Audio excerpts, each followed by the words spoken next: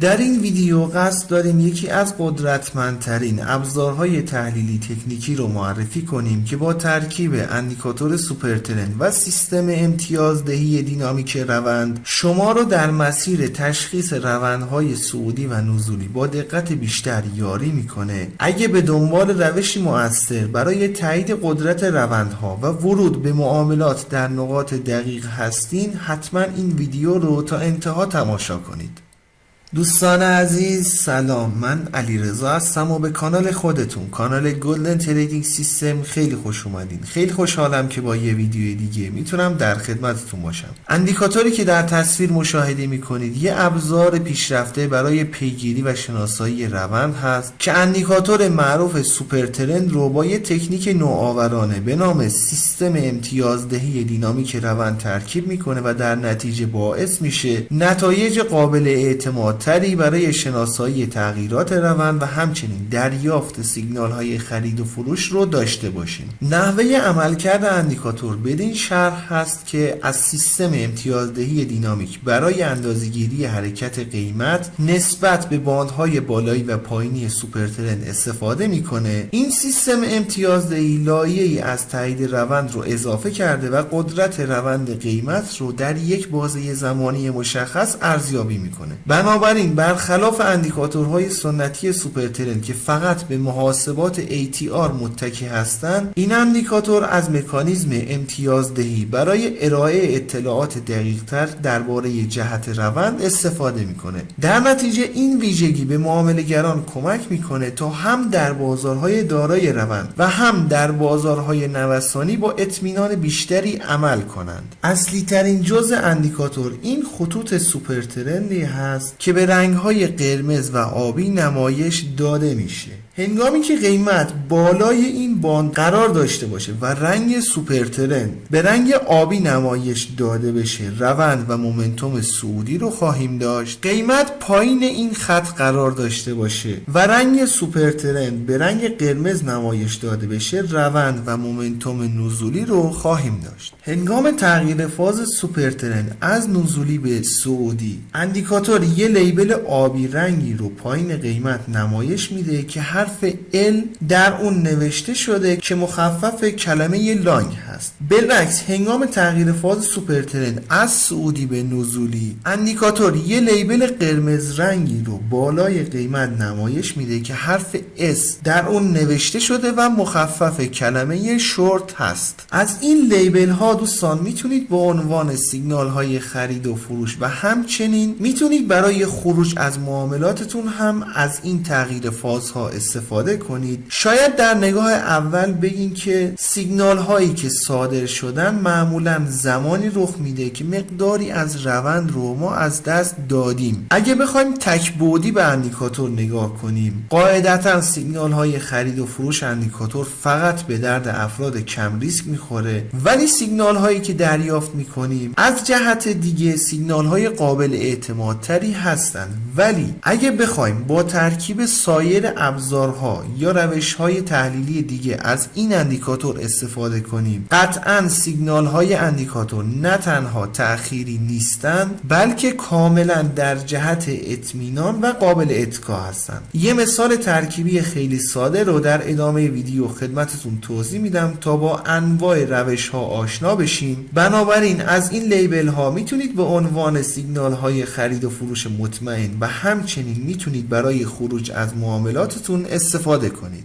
برای انداختن اندیکاتور روی چارت باید وارد سربرگ ایندیکیتورز بشیم. در تب سرچ بار عبارت داینامیک اسکور سوپرترند رو وارد کنیم. این اندیکاتور هست که توسط کوانت الگو طراحی شده. قبل از اینکه بخوایم درباره قسمت تنظیمات اندیکاتور توضیحاتی رو بیان کنیم، میخوام ازتون درخواست کنم که اگر فکر میکنید اندیکاتور یا ویدیو مناسب هست، لطفاً ویدیو رو لایک کنید. اگرم تا الان کانال خودتون، کانال گلدن تریدینگ سیستم رو سابسکرایب نکردین، لطفاً سابسکرایب کنید و علامت زنگوله رو هم بزنید تا به محض انتشار ویدیوی جدید بهتون اطلاع داده بشه. بسیار خوب، در تب اینپوتس گزینه ATR length در واقع پریود ATR رو مشخص میکنیم. گزینه بعدی یه ضریبی هست که در خروجی اعداد ATR ضرب میشه و در واقع یه مقدار تأخیر یا صافی رو به اندیکاتور اضافه میکنه تا روندهایی که شناسایی میشه روندهای بلند مدت تری باشه. در قسمت داینامیک اسکور ستینگز تنظیمات مربوط به سیستم امتیازدهی دینامیک روند رو مشخص میکنیم. گزینه ویندو لنگث طول بازه زمانی که سیستم امتیازدهی در نظر میگیره رو مشخص میکنیم. این گزینه دوستان واکنش اندیکاتور رو به روندهای کوتاه مدت یا بلند مدت متناسب میکنه. قاعدتاً اعداد پایینتری قرار بدین روندها رو در بازه های زمانی بلند مدت شناسایی میکنه، اعداد بالاتری قرار بدین حساسیت اندیکاتور بالا میره و کوچکترین نوسانات بازار رو هم در نظر میگیره که منجر به شناسایی روندهای کوتاه مدت خواهد شد. گزینه آپ ترند ترشولد و داون ترند ترشولد آستانه های بالایی و پایینی رو برای شناسایی روند میاین و تعیین میکنید.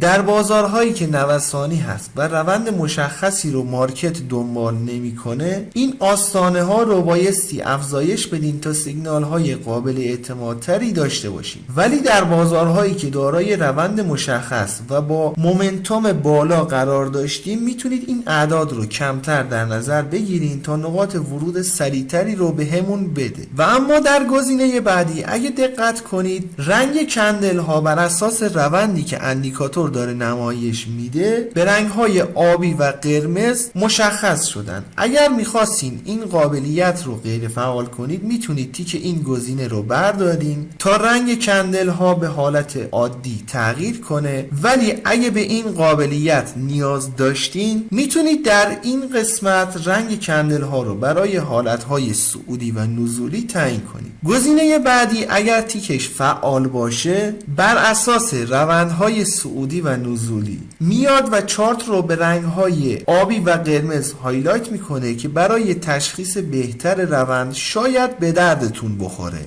در نهایت مهمترین قابلیت اندیکاتور که برای هر اندیکاتور روندیاب واجب هست که داشته باشه قابلیت مولتی تایم فریم اندیکاتور هست که میتونید روند تایم های بالاتر رو در تایم جاری تنظیم کنید که بهتون نمایش بده. حالا فرض بگیرین که میخوایم از سیگنال های خرید و فروش اندیکاتور در تایم پایین استفاده کنیم و برای تایید روند از تایم بالا بیایم و کمک بگیریم. تقریبا 2 الی 3 تایم بالاتر رو اگه بخوایم در نظر بگیریم برای این چارت میشه تایم 45 دقیقه. حالا تایم اندیکاتور رو بر روی تایم 45 دقیقه تنظیم کردیم و میخوایم از حالت روندیابی اندیکاتور برای شناسایی روند استفاده کنیم. حدوداً در این محدوده ما روند نزولی رو داشتیم و در ادامه هم روندمون صعودی بوده، یعنی در این محدوده فقط باید به فکر معامله فروش بودیم و در این محدوده فقط باید معاملات خرید رو انجام میدادیم. خب اجازه بدین تا من تنظیمات اندیکاتور رو به حالت پیشفرض برگردونم. بسیار خوب، اگه میخواستیم در جهت روند ترید بزنیم این سیگنال خرید در جهت روند نبوده، این سیگنال نزولی هم روند تغییر پیدا کرده بود و تایید نمیشد، ولی این سیگنال صعودی در جهت روند بوده. بنابراین در کندل بعدی میتونستیم اقدام به خرید کنیم، استاپمون پایینه، این دره میتونستیم در نظر بگیریم و حالا برای تارگت میتونستیم با تغییر جهت روند از ترید خارج بشیم که حدوداً اگه بخوایم در نظر بگیریم یه ریسک به ریوارد 1/2 رو به همون میداده. میخواستیم ریسک به ریوارد ثابت رو هم در نظر بگیریم، در بهترین حالتش ریسک به ریوارد 1/2.5 رو تقریبا به همون داده بود. بنابراین میخواستم این نتیجه رو بگیریم که اگر در جهت جهت دیدگاه تایم بالاتر از سیگنال های خرید و فروش اندیکاتور استفاده بشه، نه تنها این سیگنال ها تأخیر ندارند بلکه در جهت اطمینان و مناسب هم هستند. الان برای این مثال من هم برای ورود هم برای تایید روند از این اندیکاتور استفاده کردم. میتونید با ترکیب این اندیکاتور با سایر ابزارها یا سبک‌های تحلیلی دیگه حتی به نتایج بهتری برسین. فقط کافیه کمی خلاقیت داشته باشین. انشالله که براتون مفید باشه. رو قله میبینم دوست من.